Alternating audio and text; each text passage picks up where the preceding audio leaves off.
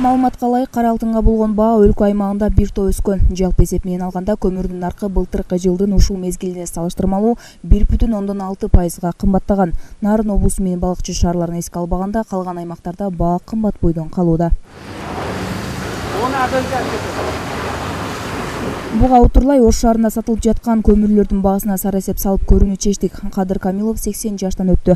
Ал ар жылы кышта ал айдын көмүрүн сатып алат. Анын айтымында кар жаап суук болгон мезгилде көмүрдү 7 сомдон, ал эми мына мынтип ысык мезгилде 5-6 сомдон сатып аларын айтат. Ишке көмүр алабыз, азыраак алып коюпбуз да.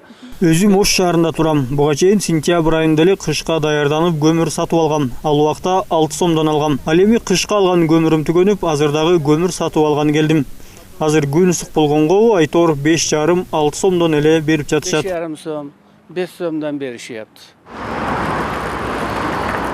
Алайда көмүркени жабылып калганына байланыштуу кара алтын Жалал Абадтан ташылып келүүдө. Буга байланыштуу баасында да өзгөрүү болуусу ыктымал. Анткени башка облустан алып келүүнүн да өзүнчө төмөн түйшүгү бар. Маселен, жолдо машинага май куюу, унаанын дөңгөлөгүн алмаштыруу сыяктуу көйгөйлөр каттам сайын кайталанат.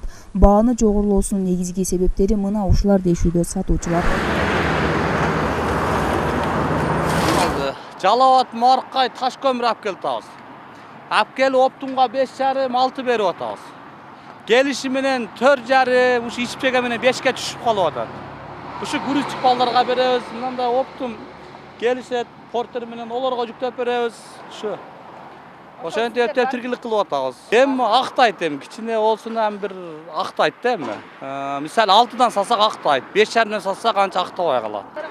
Эми күтөбүз, ол жерде Жалал Абадта күтөбүз, 1-2 саат күтөбүз, олар Урал менен алып түшөт. Тоодон биздин машиналар чыга албайт. Олар күткүчөн күтөбүз. Түнү менен саат 2-3-төрдө келебиз. Уйку жок, ушундай тиргилик кылабыз. Эске салсак, көмүргө болгон баанын жогорулоосунун дагы бир себеби аба ырайынын жылдагыдан сууктугу. Өткөн жылдын ушул мезгилине баа 5-6 сом болсо, быйылкы катаал аба ырайынан улам нарк 8 сомго чейин жогорулаган.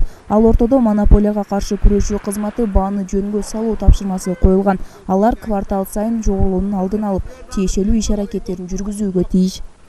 Айымкан Исралык, Зайбек Үсөнұлы, Мирбек Кунубаев, Ынтымак.